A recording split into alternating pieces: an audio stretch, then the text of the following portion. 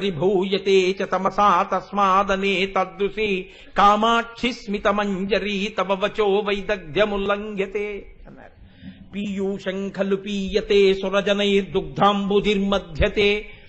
అమ్మా, నీ చిరునవ్వుతో పోలిక ఏదైనా చెప్పాలి అన్న కోరిక పుట్టింది. అది చూస్తున్నప్పుడు అమృతంతో పోలుద్దాం అనుకున్నాను. కానీ ఏమైందమ్మా అమృతం? ఎంత అమృతంతో పోలిద్దాం అనుకున్నా దాన్ని రాక్షసులు దాగేశారు, దేవతలు దాగేశారు. ఇంకా అందరూ దాగేసిన అమృతంతో నీ చిరునవ్వునేం పోల్చనమ్మా? కుదరదు. కాబట్టి పీయూషం ఖలు పీయతే సురజనైర్దుగ్ధాంబుధిర్మధ్యతే. పాలసముద్రంతో పోలుద్దామా? పాలసముద్రం గొప్పతనమే ఉందమ్మా. దేవతలు రాక్షసులు కలిపి మందర పర్వతాన్ని పెట్టి చిలికేశారు. నీ చిరునవ్వు సొబగో దాన్ని అలా చిలకగలిగిన వాడు ఉన్నాడేమిటి లోకంలో? ఎవ్వడు చిలకలేడు. కాబట్టి అమ్మా, పాలసముద్రంతో పోలుద్దామన్నా నీ చిరునవ్వుకు సాటి రాదు, కుదరదు. మాహేశైశ్చ జటాకలాపనిగళైర్మందాకినీ సహ్యతే. గంగానదితో పోలుద్దామా?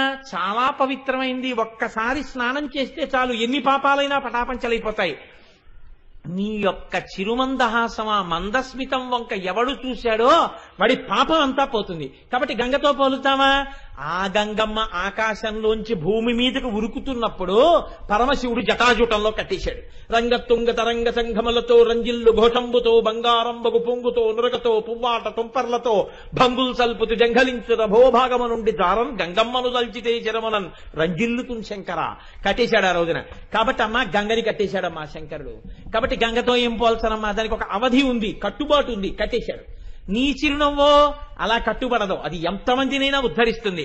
కాబట్టి సీతాంశుర్ పరిభూయతే చ తమసా తస్మాదనే తదృశి. పోనీ చంద్రబింబంతో పోలుద్దామా? చల్లగా ఉంటుందని. దాన్ని గ్రహణం రోజుల్లో పర్వదినాల్లో రాహు వచ్చి పట్టేసుకుంటూ ఉంటాడు కేతువును. రాహువు కేతువు చేత గ్రసింపబడే చంద్రబింబాన్ని తీసుకొచ్చి నీ చిరునవ్వుతో పోలికెలా వేను? కాబట్టి అమ్మ దానా దీనా నీ చెప్పేది ఏమిటంటే, కామాక్షి స్మితమంజరీ తవ వచో వైదగ్ధ్యముల్లంఘ్యతే. నీ చిరునవ్వుకి పోలిక చెప్పడానికి లోకంలో నా మాటలకు ఆధారము దొరకట్లేదు. నీ చిరునవ్వే చిరునవ్వు తప్ప పవిత్రతలో కాని, ఉద్ధరించడంలో కాని, తెల్లతనంలో కాని, గొప్పతనంలో కాని ఆ నవ్వుకి సాటైనటువంటి వస్తువు పోల్చడానికి ప్రపంచంలో లేదు. అంత గొప్ప చిరునవ్వమ్మా నీది అన్నారు మూకశంకరులు. ఆయనే అంటారు, క్షీరాబ్ధేరపి శైలరాజతనయే తన్మందహాసాస్య చ శ్రీకామాక్షి వలక్షయోదయ నిధేహ కించిద్విదాంభ్రూమహే ఏకస్మై పురుషాయ సదదౌ లక్ష్మీం కదాచిత్ పురా సర్వేభ్యోపి తదత్యసౌ తు సతతం లక్ష్మీం చ వాగీశ్వరీం. అమ్మ, ఒకనకొకప్పుడు పాలసముద్రం దగ్గరికి వెళ్లి దేవతలు దానవులు కలిసి మందర పర్వతాన్ని పెట్టి చిలికారు. చిలికితే ఒక్కొక్క వస్తువు పైకొచ్చింది. పైకొస్తే ఒక్కొక్కడు ఆ వస్తువుని ఒక్కొక్కడే తీసుకోగలడు తప్ప ఈ వస్తువు అందరం కలిపి తీసుకుందామని తీసుకోవడానికి ఏం లేదు. అక్కడ కౌస్తుభం వచ్చింది, ఒక ఆయన తీసుకున్నాడు. ఏదో ఉచ్చైశ్రవం వచ్చింది, ఒక ఆయన తీసుకున్నాడు. లక్ష్మీదేవి వచ్చింది, ఆవిడ కూడా ఒక్క ఆయనే తీసుకున్నాడు. ఆవిడ కూడా ఒక్క ఆయన దగ్గరకే వెళ్ళింది. అమృతం వచ్చింది, కొంతమందే తాగారు. కానీ అమ్మా, పాలసముద్రంలోంచి పుట్టిన లక్ష్మీదేవి కూడా ఒక్కడనే ఉద్ధరించిందమ్మా. అందరినీ ఉద్ధరించిందని చెప్పడానికి కుదరదు. అలా ఉద్ధరించేసిందని చెప్పవలసి వస్తే లోకంలో దరిద్రులు అన్నార్తులు ఎందుకున్నారు? కాబట్టి పాలసముద్రంలోంచి పుట్టిన లక్ష్మి ఒక్కడనే ఉద్ధరించింది. కానీ అమ్మా, నీ చిరునవ్వు ఉందే, చూసి నమస్కరించిన ఎవరినైనా ఉద్ధరించగలదు, ఎన్ని కోట్ల మందినైనా సరే. కాబట్టి అమ్మా, నీ చిరునవ్వుకి పాలసముద్రానికి పోలికెక్కడమ్మా? పోలిక పోల్చడం కుదరదమ్మా నీ చిరునవ్వుతో. అంత గొప్ప చిరునవ్వమ్మా. హేరంబేచ గుహేచ హర్షభరితం వత్సల్యమంకూరయ మారద్రోహిణి పూరుషే సహభువం ప్రేమాంకురం వ్యంజయన్ ఆనమ్రేషు జనేషు పూర్ణ కరుణా వైదగ్ధ్యముత్తాలయ కామాక్షి స్మితమంజరీ తవ కథం కారం మయా కథ్యతే. మూకశంకరులు అంటున్నారు, అమ్మవారి చిరునవ్వును చూసి హేరంబేచ గుహేచ హర్షభరితం. అమ్మా, నీవు చిరునవ్వు నవ్వుతూ ఇలా చూస్తున్నప్పుడు నాకేం కనపడుతున్నాయో తెలుసా? నీ పెద్ద కొడుకు వంక చూసినప్పుడు, చిన్న కొడుకు వంక చూసినప్పుడు నువ్వు ఎంత పొంగిపోతావో తెలుసా? హేరంబేచ. ఆ మాటలు చూడండి. ఇంకో పేరే లేదైనా వినాయకుడికి ఎన్నో పేర్లు ఉన్నాయి. హేరంబుడు అన్నారు. ఎందుకన్నారు? హేరంబుడు అన్న నామానికి 2 అర్థాలు ఉన్నాయి. ఒకటి, ఎప్పుడూ తండ్రి పక్కన కూర్చుని ఉంటాడు. 2, తనను నమ్మిన వారిని ఎంతకైనా ఎత్తి ఉద్ధరిస్తాడు. పెద్ద కొడుకు అంత గొప్పవాడు, ఎప్పుడు తండ్రి పక్కన కూర్చుంటాడు. పెద్ద కొడుకు తండ్రి పక్కన ఉండడం తండ్రికి పెద్ద సౌభాగ్యం. కాబట్టి పెద్ద కొడుకు ఎప్పుడు తండ్రి పక్కన కూర్చుంటాడు. కాబట్టి హేరంబుడిని పేరు. తండ్రిని నవ్విస్తూ ఉంటాడు సంతోషంగా. ఎప్పుడు నాన్నగారికి ఆడుపడుతూ ఉంటాడు, నాన్నగారికి కుర్చీ వేస్తాడు, నాన్నగారి మర్యాద చూస్తాడు, తనని నమ్మిన వాళ్ళనంత ఉత్తరిస్తాడు. కాబట్టి పెద్దవాడు ప్రయోజకుడు అయిపోయాడు. రెండోవాడు సుబ్రహ్మణ్యుడు. ఏదో 2 కడుపున పుట్టారనుకుంటే ఏదో పెద్దవాడు మంచి బాడయ్యాడండి, రెండోవాడే ఏమిటో అనడానికి ఏమైనా ఉందా? గుహేచ, ఎంత గొప్ప మాటలు వేశారో చూడండి. సుబ్రహ్మణ్యుడికి బోల్డన్ని పేర్లు ఉన్నాయి. గుహ అన్న మాట ఎందుకు వేయాలి? గుహ అంటే అర్థం ఏంటంటే, ఏ సైన్యానికి తాను ఆధ్యక్షం వహించాడో ఆ సైన్యంలో ఒక్కడు కూడా పడిపోకుండా యుద్ధంలో కాపాడగలిగినటువంటి శక్తి సమన్వితుడు. దేవసైన్యాధ్యక్షుడై ఎప్పుడు విజయాలు తేవడం, దేవతల్ని రక్షించడం. ఆయన ఆధ్యక్షం వహించిన వైపు ఒక్కడు చచ్చిపోవడం అన్నది ఉండదు. అంత గొప్ప నాయకుడయ్యాడు. ఇప్పుడు అమ్మ నువ్వు ఇలా చూసుకుంటే పెద్ద కొడుకు అంత గొప్పవాడు, ఇలా చూసుకుంటే రెండో కొడుకు అంత గొప్పవాడు. ఏ సుబ్రహ్మణ్యుడు పక్కన ఉన్నాడని ఎందుకనరు అంటే, ఓసారి అలకొచ్చి శ్రీశైలం వెళ్ళిపోయాడు ఆయన. అందుకని గుహేచ. ఈయన ఎప్పుడు అమ్మా నాన్న దగ్గరే ఉంటాడు. ఊరే ఎవరికి ఇవ్వనరా విఘ్నాధిపత్యం అంటే ఆయన స్నానాలకు వెళ్ళాడు, ఈయన అక్కడే ప్రదక్షిణం చేశాడు. అందుకని ఎప్పుడూ ఇక్కడ ఉండేవాడు, అప్పుడప్పుడు అటు ఇటు వెళ్ళొచ్చేవాడు. ఎందుకని యుద్ధాలకు ఎడుతుండాలి. ఈయనో అలా వెళ్ళడు, ఇక్కడ కూర్చుని యుద్ధం చేస్తానంటే బాగుండదు, రేడియోలో సంగీతం నేర్చుకున్నట్టు ఉంటుంది. కాబట్టి యుద్ధానికి వెళ్ళాలి కాబట్టి సుబ్రహ్మణ్యుడు వెళుతూ ఉంటాడు, ఈయనో ఇక్కడే కూర్చుని చక్కగా రక్షిస్తూ ఉంటాడు. ఏది ఏమైనా వెళ్ళి ఆయన ప్రయోజకుడు, వెళ్ళక ఈయన ప్రయోజకుడు. ఎంత గొప్పమ్మా! 2 కొడుకుల్ని కన్నావు, 2 కొడుకులు అంత గొప్పవాళ్ళు. హేరంబేచ గుహేచ హర్షభరితం వాత్సల్యమంకూరయన్. ఆ చూసుకుంటున్నప్పుడు ఓహ్ నా పిల్లలు ఎంత గొప్పవాళ్ళు అయ్యారో అని వాత్సల్యంతో ఆ కళ్ళు హర్షభరితం పొంగిపోతుంటాయి, నా బిడ్డలు ఇంత గొప్పవాళ్ళని. మరద్రోహిణి పూరుషే సహభువం ఆ ప్రేమాంకురం యంజయన్. ఆ పరమశివుడి వంక చూస్తుంటావు, ఇలా భర్త వంక చూసినప్పుడు మరద్రోహిణి, మన్మధుణ్ణి కాల్చేసినవాడు, కానీ నా చిరునవ్వు చూసేటప్పటికి మాత్రం వదులుకోలేకొచ్చి ఇలా కూర్చుంటాడు. ఇటువంటి వాణ్ణి తీసుకొచ్చి కూర్చోబెట్టడం గొప్ప తప్ప మామూలుగా వచ్చి భార్య అని కూర్చునేవాడిని సంసారంలో పెట్టుకుని ఉంచుకోవడం పెద్ద గొప్ప ఏమిటి? ఎప్పుడూ అయిపోదామా దక్షిణామూర్తి అయిపోదామా అనేవాడు మన్మధుణ్ణి కాల్చేసిన వాడిని తీసుకొచ్చి తాళి కట్టించుకుని పక్కన కూర్చునేట్టు చేసినటువంటి నా చిరునవ్వు ఉందే, ఇది నా గొప్ప అని ఆయన వంక చూసుకున్నప్పుడు నీ మీద నీకో తృప్తి వచ్చి పులకాంకురములు వస్తాయమ్మా నీకు. కాబట్టి హేరంబేచ గుహేచ హర్షభరితం వాత్సల్యమంకూరయన్ మారద్రోహిణి పూరుషే సహభువం ప్రేమాంకురం వ్యంజయన్ ఆనమ్రేషు జనేషు పూర్ణ కరుణా వైదగ్ధ్యముత్తాలయ. ఇంకో నీ భర్త పిల్లలు సంతోషంగా ఉన్నారు కాబట్టి ఆ నవ్వులో అంత సంతోషం ఉంది. మరి అమ్మా నాలాంటి వాడు ఉన్నాడు, అజ్ఞానంలో ఉండిపోయాడు, కోరికలతో ఉండిపోయాడు. మరి మేము ఇలా వంగితే చాలు, ఆనమ్రేషు జనేషు ఇలా వంగి నమస్కారం చేస్తే చాలు, పూర్ణ కరుణా వైదగ్ధ్యముత్తాలయ.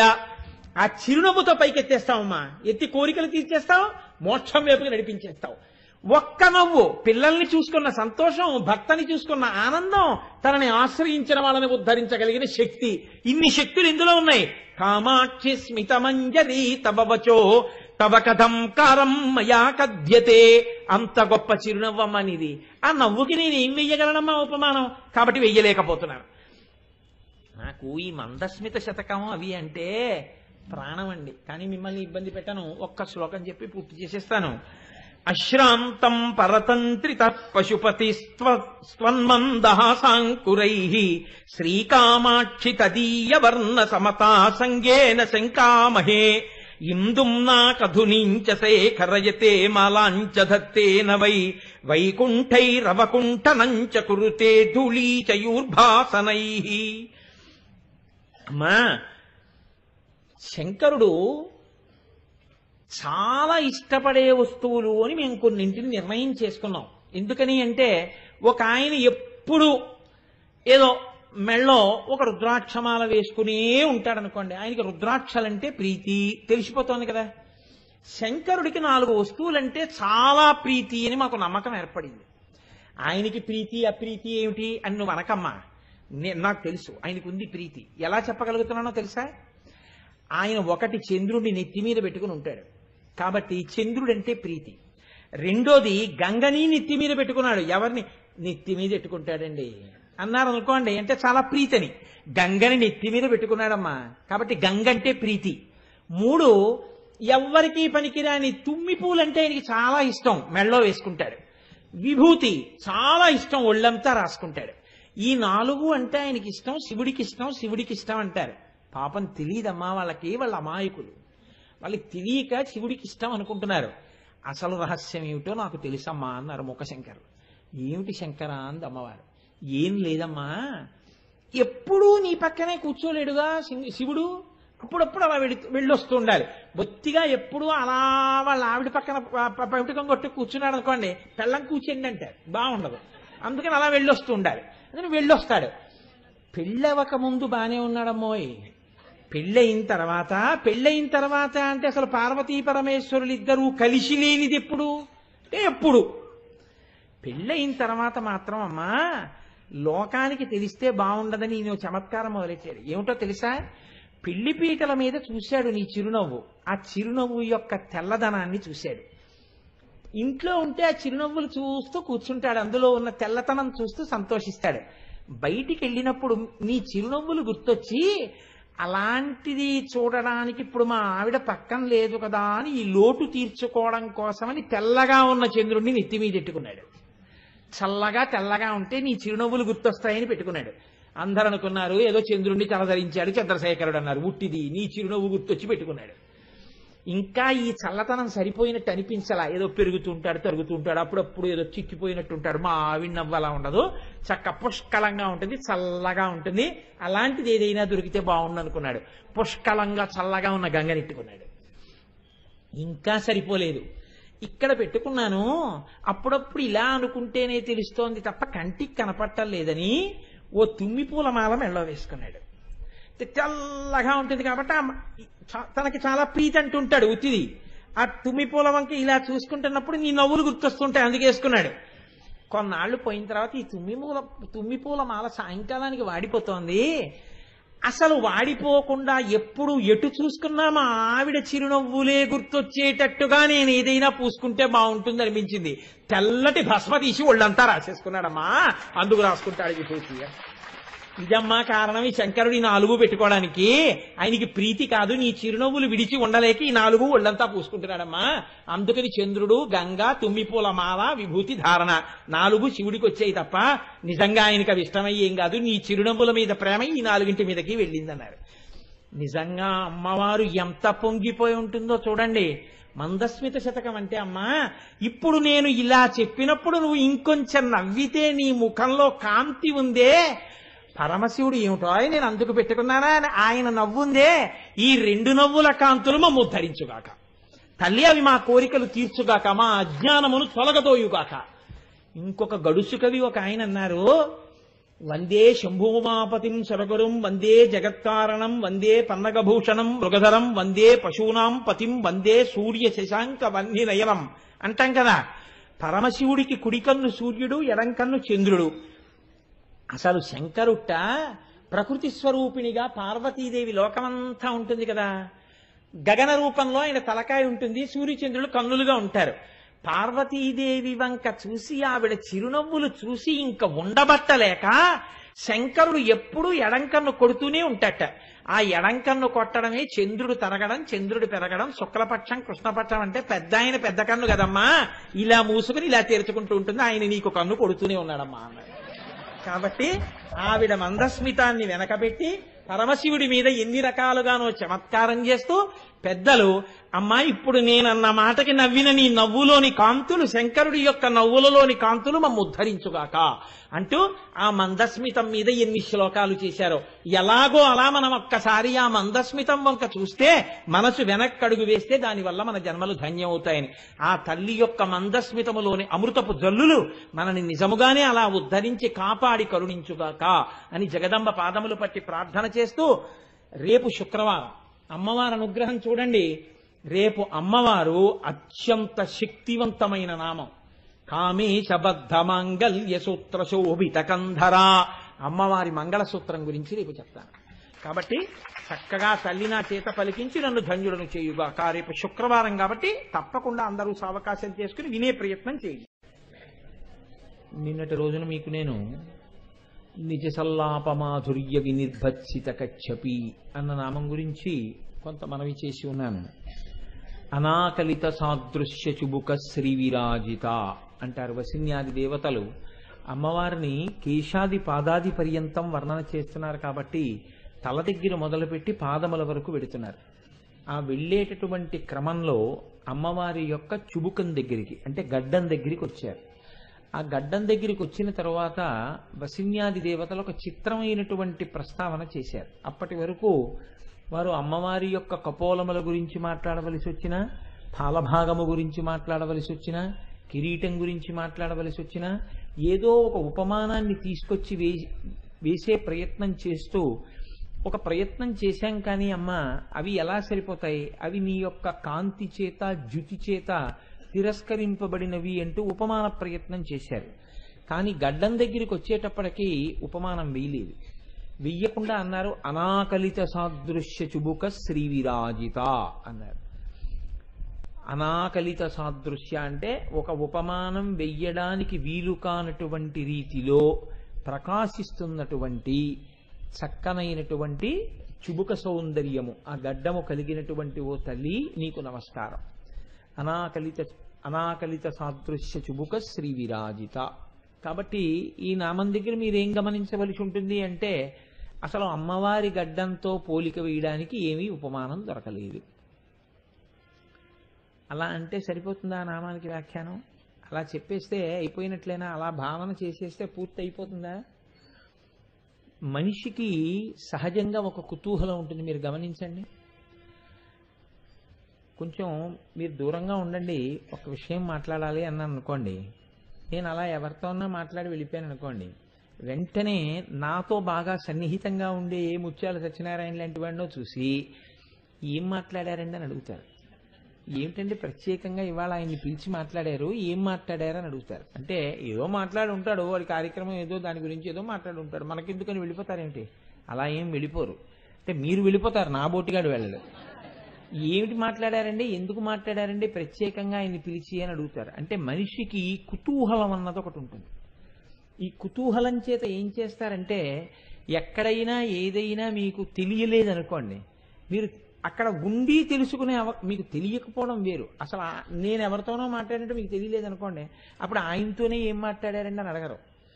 కానీ నేను ఆయనతో ఏకాంతంగా మాట్లాడడం మీరు చూశారనుకోండి, ఆయనతో అంత ఒక్కడిని తీసుకెళ్ళి అంతసేపు ఏం మాట్లాడారండి అంటారు. అందుకే మీరు చూడండి, మీరు న్యూస్ పేపర్స్ చదివితే ఒక చిత్రమైన వాక్యం ఉంటుంది, వారితో 52 నిమిషాల సేపు గడిపారంటారు. 52 నిమిషాల సేపు గడిపితే మీకు ఏమిటో వెంటనే మనం పేపర్ చదువుతున్న వాళ్ళం ఏమంటామంటే అబ్బా 52 నిమిషాలు గడిపారా అంటే చాలా మాట్లాడి ఉంటారు అంటే వెంటనే కుతూహలం అన్నమాట.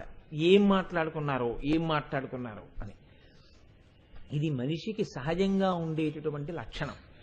ఈ కుతూహలాన్ని అడ్డు పెట్టుకుని మిమ్మల్ని ఈ నామము మీద ధ్యానం చేసే ప్రయత్నాన్ని చేయించే ప్రయత్నాన్ని వసిన్యాది దేవతలు చేస్తున్నారు.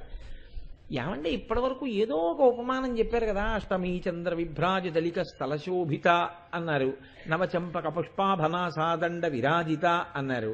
ఇవన్నీ నిజంగా ఆవిడ ముఖ్య సంపంగి పువ్వులా ఉందా, లేకపోతే అష్టమీ చంద్రుడు ఎలా ఉన్నాడో అలా ఆవిడ యొక్క నుదురు ఉంటుందనే? మళ్ళీ ఎలాగో అవన్నీ కావని చెప్పని చెప్పారు. పద్మరాగ శిలాదర్శ పరిభావి కపోలభూ నవ విద్రుమ బింబ శ్రీన్యకార్యదనచ్చదా. ఎక్కడికక్కడే పోలికేయడం, ఇవేం పనికిరావులేండి అంటూ ఉండడం. వేసి పనికిరావని చెప్పేదానికి మిగిలినవన్నీ సరిపోయేవన్నీ వేసామండి, దీనికి ఒకదానికి సరిపోలేదండి అంటే పర్వాలేదు, అయ్యో పాపం దీనికి ఒక్కదానికి దొరకలేదు ఇట్లండి పోన్లేని వదిలేయచ్చు అనొచ్చు. ఇంతకు ముందు చెప్పినవన్నీ సరిపోయాయి ఏమిటి? ఉపమానాలన్నీ ఏం సరిపోలేదుగా.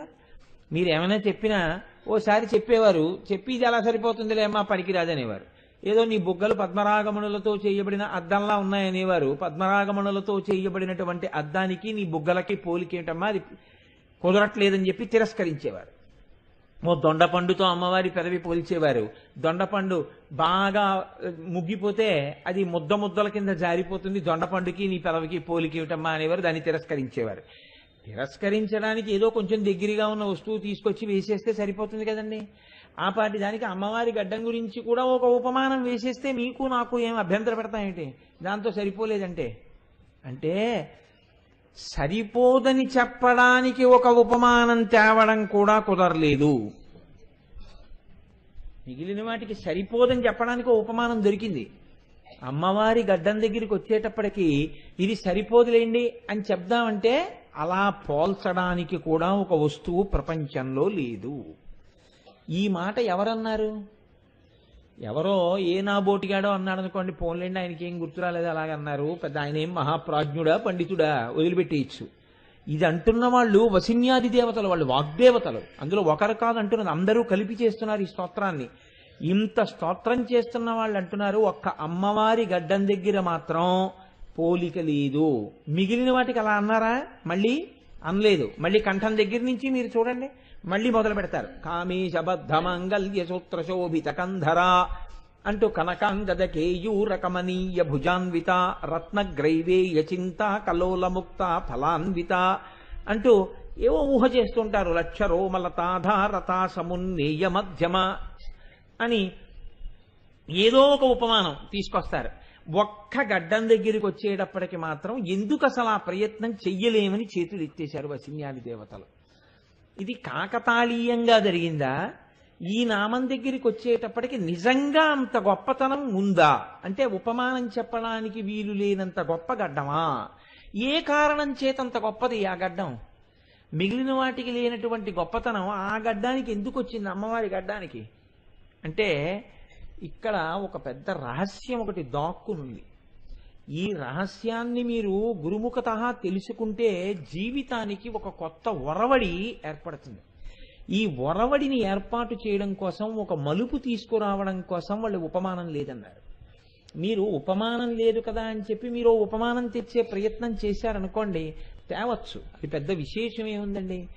ఏదో చూడండి, కొంచెం బల్లపరుపుగా ఉన్నటువంటి ఒక సాలగ్రామము వలె ఉన్నది అని తిరస్కరింపబడినది అన్నారు. అది గట్టిగా ఉంటుంది, మెత్తగా ఉంది గడ్డం కాబట్టి సరిపోలేదు. కానీ ఏదో చిన్న సాలగ్రామం ఎలా ఉంటుందో అలా ఉందా గడ్డం అని సరి పెద్ద విశేషం ఏం కాదు. కానీ అలా ఎందుకు అనలేదు, ఇది మీరు చాలా జాగ్రత్తగా గమనించవలసి ఉంటుంది. వసిన్యాది దేవతలకే పోలిక దొరకకపోతే అందులో ఏముంది చమత్కారం? ఎందుకు వెయ్యలేదు ఉపమానాన్ని, ఎందుకు చెప్పట్లేదు పోలికని? దీన్ని మీరు బాగా ఆలోచిస్తే మీకు అందలేదనుకోండి, అప్పుడు మీరు ఏం చేయాలి? ఎవరో కాస్త తెలుసున్న ఆయన దగ్గరికి వెళ్ళి అడగాలయా అలా ఎందుకన్నారండి ఈ ఒక్క నామానికి అని మీరు అడగవలసి ఉంటుంది. పెద్దలైన వారు ఏమన్నారంటే దీని గురించి, దీంట్లో చాలా పెద్ద రహస్యం ఒకటి దాచారయా, అందుకే చెప్పలేదు అన్నారు. ఇది నువ్వు కేవలము పెద్దల దగ్గర వినవలసిందే తప్ప పుస్తకంలో ఉపమానంగా చెప్పడం కుదరనటువంటి విషయం అందులో ఉంది అన్నారు. ఏమిటుంది అని అడిగారు.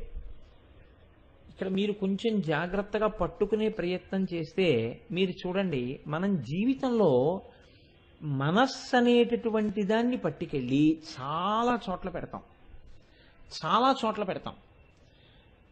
ఇది ఈ పెట్టడంలో గమ్మత్తు ఎలా ఉంటుందంటే, ఈ పెట్టినటువంటి వాడు తాను పెట్టి సుఖపడిపోతున్నానని ఒక్కనాటికి అనుకోడు. తాను ఎక్కడ మనసు పెట్టాడో అవతల వాళ్ళ మనసు కూడా తన యందు పెట్టాలని కోరుకుంటూ పెడతాడు. మీరు చాలా జాగ్రత్తగా గమనించండి ఈ విషయాన్ని. నేను నా భార్యని ప్రేమిస్తున్నాను అనుకోండి, అంటే నా మీద పెట్టుకుని చెప్తున్నాను ఒక ఉపమానాన్ని. నేను నా భార్యని ప్రేమిస్తే నా మనస్సు ఏం కోరుతుంది? నా భార్య నన్ను ప్రేమించాలని కోరుతుంది. నేను నా మనస్సు భార్య యందు చాలా తీవ్రంగా పెట్టిన వాడని అనుకోండి, అప్పుడు వచ్చే పరిస్థితి ఏమిటో తెలుసా అండి? కించిత్ తిరస్కారము చేత తీవ్రాగ్రహం వస్తుంది. అంటే నా భార్య కొద్దిగా విసుక్కుంది అనుకోండి నా మీద, ఇంకా నేను భూమ్యాకాశములు ఏకమైపోయినట్టుగా బాధపడిపోతాను. వెంటనే నేను ఒక శాలువా ఒకటి కప్పేసుకుని, ఒక గ్లాస్ కోపంచి కప్పుకుని, లాల్చీ వేసుకుని, కొద్దిగా గడ్డం పెంచుకుని, ఒక ఎండిపోయిన చెట్టు ఒకటి చూసుకుని దాని కింద ఒక పాట మొదలు పెట్టవలసి ఉంటుంది. ఎందుకని ఇదంతా ఎందుకు వచ్చింది ఎల్లరంతా అంటే, దక్షిణ దేశపు విషాదాంత ప్రభువు అని బిరుదు అంత గొప్పగా చేసిన ఆయనకి. ఎందుచేత అంటే ఆయన మనసు పెట్టాడు, మనసు పెట్టి తాను ఊరుకోలేదు. అవతల వారి మనస్సు కూడా తన యందు పెట్టాలనేటటువంటి క్రీనీడ దాంట్లో ఉంటుంది. రెండో ప్రమాదం ఏమిటో తెలుసా అండి? ఎప్పుడూ ప్రమాదాన్ని శంకిస్తారు. చాలా ఇష్టం అనుకోండి ఆ వస్తువు. మీరు చూడండి, చీపురు కట్టని తీసుకెళ్ళి బీరువా లాకర్లో ఎవరైనా పెడతారా? ఎవ్వరూ పెట్టరు. ఎందుచేత? చీపురు కట్టకి ఇంట్లో ఉండేటటువంటి స్థానం చాలా తక్కువ. నిజానికి అదే మనం బతకడానికి కారణం. అది కానీ సరిగ్గా తొడవకపోతే అతిసారం పట్టుకుంటుంది. కానీ దాన్ని పెట్టాం. మన మోజంతా దేని మీద ఉంటుంది? మనం వేసుకున్న నగల మీద ఉంటుంది. అందుకని ఈ నగల్ని తీసుకెళ్లి లాకర్లో పెడతాం, జాగ్రత్తగా బీరువా లాకర్లో. చీపురు కట్టని గుమ్మం పక్కన పెడతాం. అంటే మనకి ఏ వస్తువు మీద ఎక్కువ వ్యామోహం ఉందో దాని భద్రత పట్ల శంక ఉంటుంది. ఇలా పెట్టేశావు పోతే అంటాడు వెంటనే. ఒకవేళ భార్య ఇలా పెట్టి స్నానానికి వెళ్ళింది అనుకోండి, నీకు అదే చెప్పాను, బీరువాలో పెట్టి స్నానానికి వెళ్ళొచ్చు కదా, పోయిందనుకో చేయించుకోగలమా అంటాడు. పోతే పోతుంది, నాది కాకపోతే ఎవడికి చేరాలని ఈశ్వరుడు శాసించాడో వాడికి పోతుంది అని ఊరుకుంటాడు. ఏంటి అక్కడేం వేదాంతం వైరాగ్యం ఉండదు, వినడానికే వేదాంతం వైరాగ్యమును. కాబట్టి తీసుకెళ్లి చాలా జాగ్రత్తగా బీరువాలో దాచుకుంటున్నాడు. తను విపరీతంగా ప్రేమించినటువంటి పిల్లాడు ఇంటికి రావడం అరగంట ఆలస్యం అయింది అనుకోండి, బయటకు వచ్చి నుంచి ఏమిటి వీడు ఇంకా రాలేదు, ఏం అవ్వలేదు కదా, ఏం అవ్వలేదు కదా అంటాడు. ఏం అవ్వలేదు కదా అంటే ఏమిటి? ప్రమాదాన్ని శంకిస్తున్నాడు. ఎందుకని? చాలా ఎక్కువగా మనసు అక్కడ పెట్టాడు. మీరు ఒకటి బాగా జ్ఞాపకం పెట్టుకోండి. నేను ఇంత లోతుగా మీతో ఎందుకు స్పృశించానంటే, మీ మనస్సుని బాగా దట్టంగా తీసుకెళ్లి ఒక చోట పెట్టడంలో ఈ రెండు ప్రమాదములు అంతర్లీనంగా ఉంటాయి. ఎప్పుడు ఉంటాయి ఈ రెండు ప్రమాదాలు. వ్యక్తుల దగ్గరికి తీసుకెళ్లి భగవత్ సంబంధంతో ప్రమేయం లేకుండా పెట్టేసినటువంటి మనస్సు తెచ్చే ప్రమాదం ఒకటి. అవతల వేపి నుంచి వచ్చిన తిరస్కారాన్ని మీరు తట్టుకోలేరు. నేను అంత ప్రేమించానే, అంత నెత్తి మీద పెట్టుకున్నానే, ఎంత గౌరవించానే, అంత మాట అనేశాడు అంటాడు. 3 రోజులు నిద్రపోడు, ఇంకా జ్వరం పడిపోతాడు. చిన్నప్పుడు మీరు వినలేదండి, తాతగారు వెళ్ళిపోయారు, మనవడికి జ్వరం వచ్చేసింది. నాన్నగారు ఊరెళ్ళారు, కొడుక్కి జ్వరం వచ్చింది. అమ్మ కనపడలేదు, పిల్లాడు గుక్క పట్టి ఏడుస్తూనే ఉన్నాడు. ఇవన్నీ దేని సంబంధాలు? నోరు తనంత తాను ఏడవదు, కళ్ళు తమంత తాము కన్నీరు కార్చవు. కళ్ళు చూడగలవు, చూడగలిగిన కళ్ళు ఎందుకు కన్నీళ్లు కారుస్తున్నాయి? ఎప్పుడూ ఉన్న మనస్సు ఉల్లాసంగా ఎందుకు లేదు? ఎప్పుడూ చేసినట్టు నువ్వు పనులు ఎందుకు చేయలేకపోతున్నావు? అంటే నీ మనసు ఇవాళ నీ చేతులలో లేకుండా నీ దగ్గర లేని వస్తువు దగ్గర ఉండిపోయింది. అది నీకు ఈ కంటికి కనపట్టలేదని, కనపడుతున్న వాటిని త్రోసిరాదని, అది కనపట్టలేదని నువ్వు ఏడుస్తున్నావు.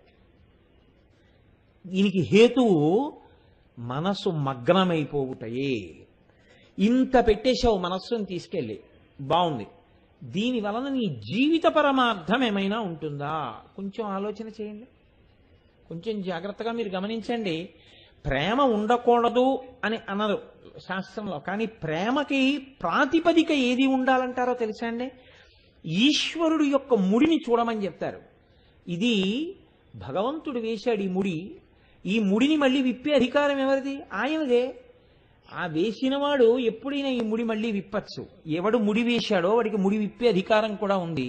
ఒకవేళ ఈ ముడి వేసినది నా యొక్క అభ్యున్నతికైతే ఆయన ఆ ముడి విప్పేసినా నా అభ్యున్నతికే. అప్పుడు వ్యక్తులతో ఉండదు, ఆయనతో ఉంటుంది. ఈ బంధం వెనకాతల ఈశ్వరుడు ఉన్నాడు అన్నారనుకోండి, ఆ ప్రేమలో దోషం ఉండదు. బంధంగా మీరు నిలబెట్టుకున్నారనుకోండి, దాని ఎందు దోషం వచ్చేసి ఈ రెండు నీడలు వచ్చేస్తాయి కింద. వస్తే ఏమవుతుందో తెలుసా అండి? జీవితంలో ఏడుపంతా వస్తువు గురించి అవుతుంది. ఏ వస్తువు నేను పోగొట్టుకున్నానని మీరు అలమటించిపోతున్నారో ఆ వస్తువు గురించి ఏడుస్తూ కూర్చుంటారు. దీనివల్ల ఏమవుతుందంటే మీ జీవితమే ప్రశ్నార్థకమవుతుంది. మీరు ఇంత ఏడిస్తే నిజంగా మీకోసం కూడా అవతల వస్తువు అలా ఏడిచుంటే మీ ఏడుపుకు ఆ వస్తువు కారణంగా నిలబడి ఉండి ఉండగలిగేదా? ఆలోచన చేయండి, కొంచెం జాగ్రత్తగా ఆలోచించండి. మీరు దీనికి నేను పెద్ద సంఘటనలు సందర్భాలు అక్కర్లేదు, ఎవరి జీవితంలో వాళ్ళకుంటాయి. అందుకే నా భార్య మీద పెట్టి నేను చెప్పడానికి కారణం అదే. ఏదో అమర్యాదగా ప్రవర్తించింది అనుకోండి, అది కూడా బహుశః ఈశ్వర అనుగ్రహం. చూశావా, ఇలా కొద్దిగా అనేటప్పటికీ తడబడిపోకూడదు, మనస్సు తొట్టుపడిపోకూడదు. నీ కార్యమునందు నువ్వు నిలబడగలిగి ఉండాలి, పరిశీలనాత్మకంగా నిలబడగలగాలి.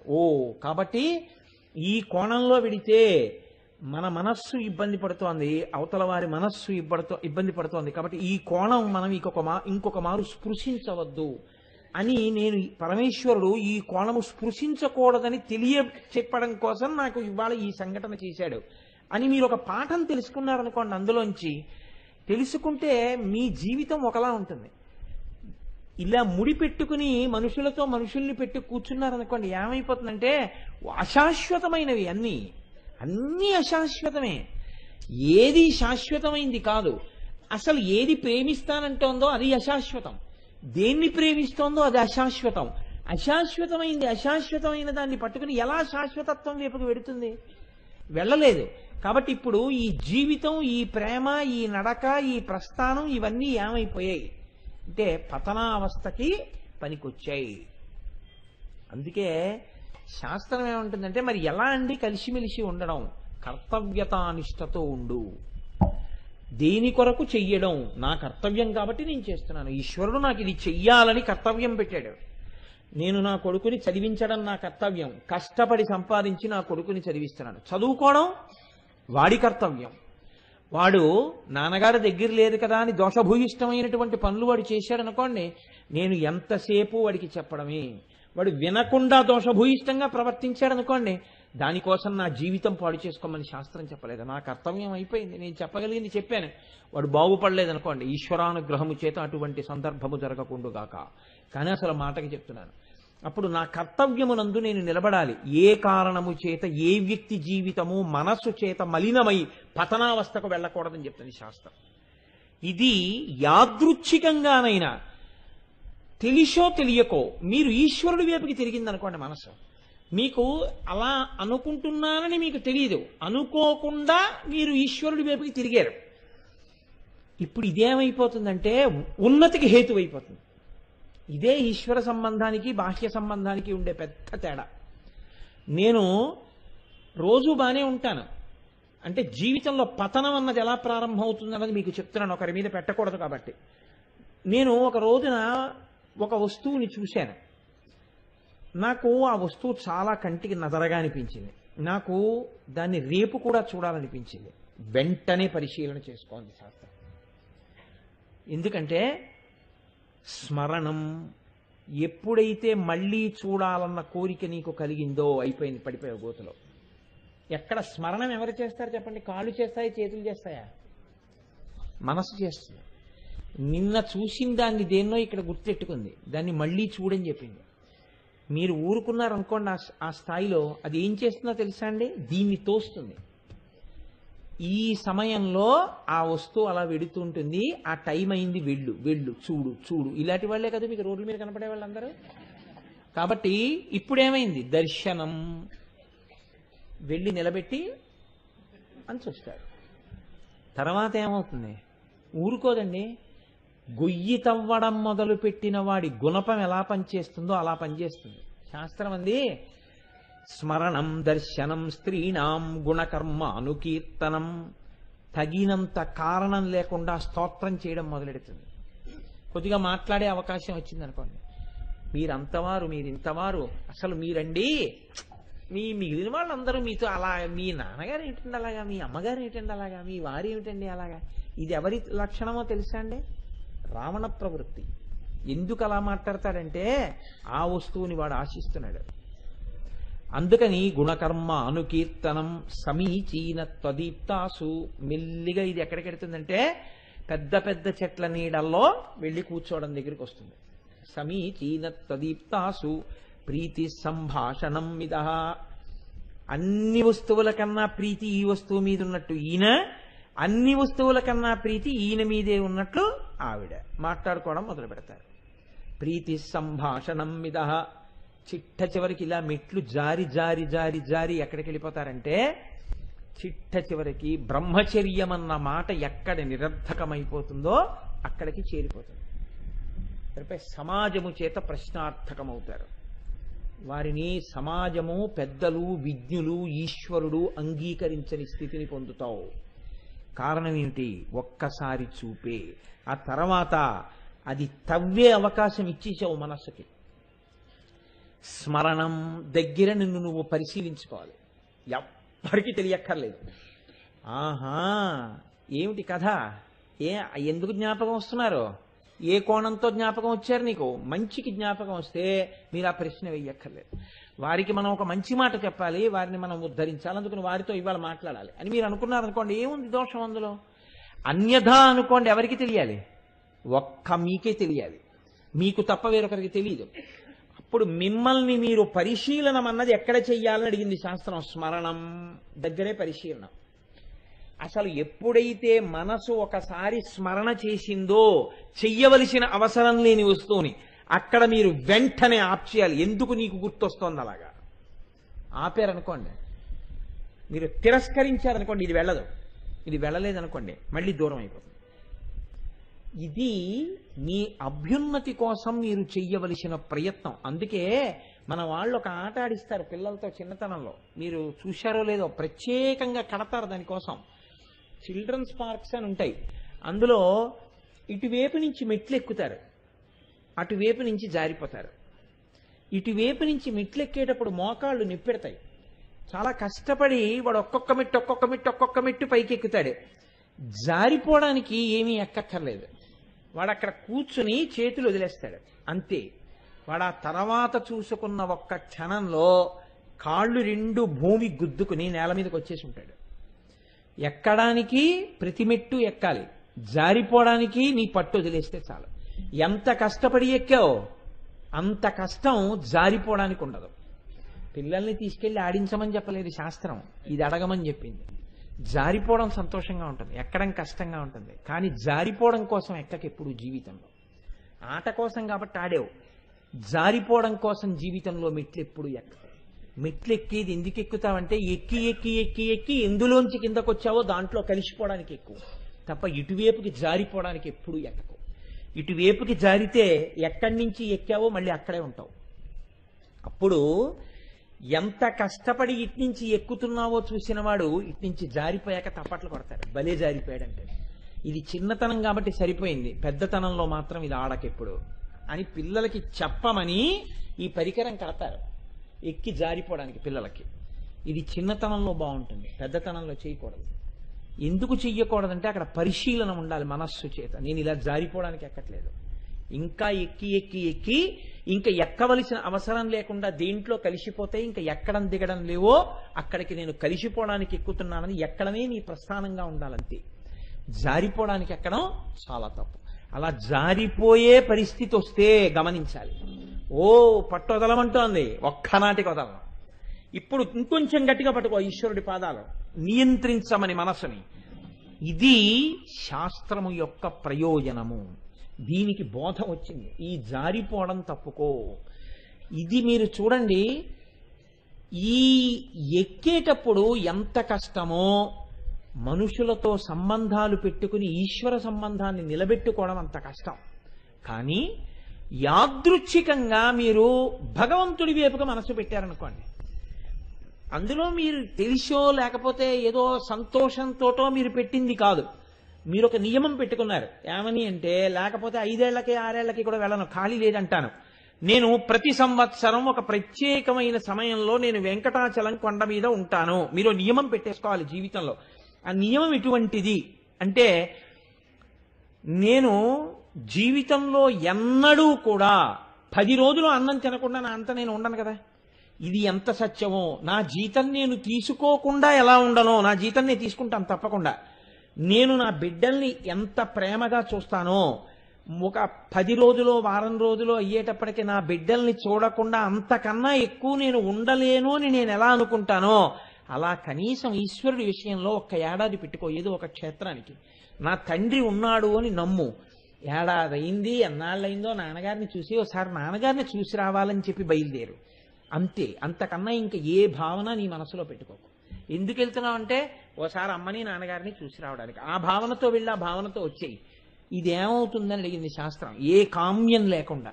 నువ్వు అలా వెళ్ళి వస్తుంటే ఆయన కూడా మీ ఎందేం పెట్టుకుంటాడో తెలుసా అండి. కొడుకు బయలుదేరుతుంటే తండ్రి ప్రార్థన చేస్తాడు, మా వాడు బయలుదేరి వస్తాడు పండక్కి, అందుకని వాడికి ఈశ్వర ఏ ప్రతిబంధకం లేకుండా వాడు వచ్చేటట్టు చూడు, ఏడాది అయింది వాడిని చూసిన ఆయన కూడా మీకోసం ఎదురు చూసేటట్టుగా ఉంటుంది. ఈ బంధం ఎప్పటికీ ఏమవుతుందో నీకు తెలియదు అంది శాస్త్రం. ఇది గడ్డం. ఎలా అవుతుంది గడ్డం అంటారేమో నన్ను. ఆవిడ సతీదేవిగా ఉంది పార్వతీదేవి. పరమశివుడు ఎప్పుడూ పరమశివుడుగానే ఉంటాడు, మార్పు ఉండదు. అందుకే ఆయన తెలుపు, ఆవిడ ఎరుపు. ఈ తెలుపు ఎరుపులండి చాలా గమ్మత్తండి. లోకంలో పార్వతీ పరమేశ్వరులే లోకమంతటా ఉంటారు. ఆయన విభూతి, ఆవిడ కుంకం, ఆయన శుక్లం, ఆవిడ శోణితం, ఆయన అదేంటి తెల్లటి బట్టలు, ఆవిడ ఎర్రటి చీర, ఆయన అదేంటి మెళ్ళో రుద్రాక్షలు, ఆవిడేమో సిగలో పువ్వులు. మీకు లోకంలో అన్ని తెలుపు ఎరుపు సంగమాలతోటే ఉంటుంది. బహుశः ఇడ్లీ అల్లం పచ్చడితో సహానేమో. లోకమంతా పార్వతీ పరమేశ్వర స్వరూపమే అయి ఉంటుంది. కాబట్టి అలా ఉండే తత్వం ఏదుందో అలా శివుడు ఎప్పుడూ తెలుపుగానే ఉంటాడు. తెలుపుకు మార్పు ఉండదు. పక్కన వచ్చి ఇంకో రంగు కనబడితే ఆ రంగు దాంట్లో ప్రతిఫలిస్తుంది తప్ప తెలుపు తెలుపుగానే ఉంటుంది. ఎరుపు మారుతూ ఉంటుంది ఎదురుగుండా వచ్చి నిలబడ్డాన్ని బట్టి. ఇది ఎందుకు మారుతుందంటే ఆయన ప్రతిష్ట కోసం మారుతూ ఉంటుంది. అమ్మవారు ఏం చేసింది? సతీదేవిగా ఉంది. సతీదేవిగా ఉండి పరమశివుడితో కలిసి హిమాలయ పర్వత ప్రాంతాల్లో విహరిస్తోంది. కైలాసం దగ్గర విహరిస్తున్నప్పుడు ఒక ఆవిడ చూసింది. ఎవరావిడ? మేనకాదేవి చూసింది. చూసి ఆవిడ ఒక కోరుకుంది. ఏమని? ఈ పిల్ల అలా తిరుగుతుంటే ఈ పిల్ల ఎంత బాగుందో, ఈ పిల్ల లాంటి కూతురు నాకుంటే, ఇలా ఇంటికి వస్తుంటే, పుట్టింటికి వస్తుంటే నేను ఎంత సంతోషిద్దునో అనుకో. ఇప్పుడు ఆవిడ కోరుకుంది మనసులో ఇలాగా అన్న విషయం సతీదేవికి తెలుసా? ఖచ్చితంగా తెలుసు. ఆవిడ సర్వజ్ఞ. ఆవిడ అలా అనుకుంది. ఆవిడ ఏం చేసిందో తెలుసా అండి? ఉత్తర జన్మలలో పర్వతపుత్రి పార్వతీదేవిగా అక్కడికి వచ్చి పుట్టింది. ఇప్పుడు పార్వతీదేవిగా పుడితే ఏమైంది? మనసొక్క నిమిషం అక్కడ పెట్టుకున్నందుకో ఆవిడకి ఒక గొప్ప శక్తి కలిగింది. మేనకాదేవికి హిమవంతుడికి ఏమిటి కలిగింది? పుట్టింది మామూలు పిల్ల అని అనుకున్నారా? వాళ్ళకి తెలుసు పుట్టింది ఆదిశక్తి పుట్టిందని తెలుసు. ఆదిశక్తి పుట్టిందని తెలిసి కూడా ఆ పిల్ల అన్నం తినకపోతే అమ్మా అన్నం తినమ్మా అని గడ్డం పట్టుకునేవాళ్ళు. ఇప్పుడు రండి గడ్డం దగ్గరికి. ఆదిశక్తి అని తెలిసి కూడా ఇంతకు ముందు ఏ ప్రేమతో చూశారో ఆ ప్రేమతోటే అన్నం తినమ్మా అని గడ్డం పట్టుకుంటే ఆ మనస్సు అటు నిలబడితే వస్తున్న ఉద్ధరణ. దానికి ఎలా పోలికేస్తారు మీరు? అందుకుని వెయ్యరు గడ్డానికి పోలిక. ఇప్పుడు ఏమైంది? మేనకాదేవికి అదృష్టం. ఆదిశక్తి గడ్డం పట్టుకుని అన్నం తినమ్మా, అలా అన్నం తినకుండా ఉంటే ఎలాగమ్మా, అమ్మ తపస్సుకి ఎడతానంటే ఇలా గడ్డం పట్టుకుని, అమ్మ వద్దమ్మా తపస్సుకి వెళ్ళొద్దమ్మా, ఊమా ఊమా అంటే తపస్సు చెయ్యొద్దమ్మా అని అడిగింది. హిమవంతుడు ఒక పర్వతరాజు అయితేనే ఏంటి నాన్న ఇవాళ అన్నం తినలేదట అని గడ్డం పట్టుకున్నప్పుడు తెలియదా ఆవిడ పార్వతీదేవిని, ఆవిడ ఆదిశక్తి అని తెలుసు. ఆదిశక్తి గడ్డం పట్టుకోగలడా? పట్టుకోలేనని తెలుసు. మరి ఇప్పుడు ఎలా పట్టుకున్నాడు? తనకి కూతురైనందుకు పట్టుకోగలిగాడు. తనకి కూతురు ఎందుకైంది? మనసు ఒకనాడు నిలబడింది. మిగిలిన వేటి మీద ఎన్నిటి మీదో పెట్టాడు. వచ్చిందా ఉద్ధరణ? ఒక్కసారి మేనకాదేవి కోరుకుంది. ఏమైంది? తర్వాతంతా ఇలా గడ్డం పట్టుకునే అదృష్టమే వచ్చింది. ఎలా వచ్చింది?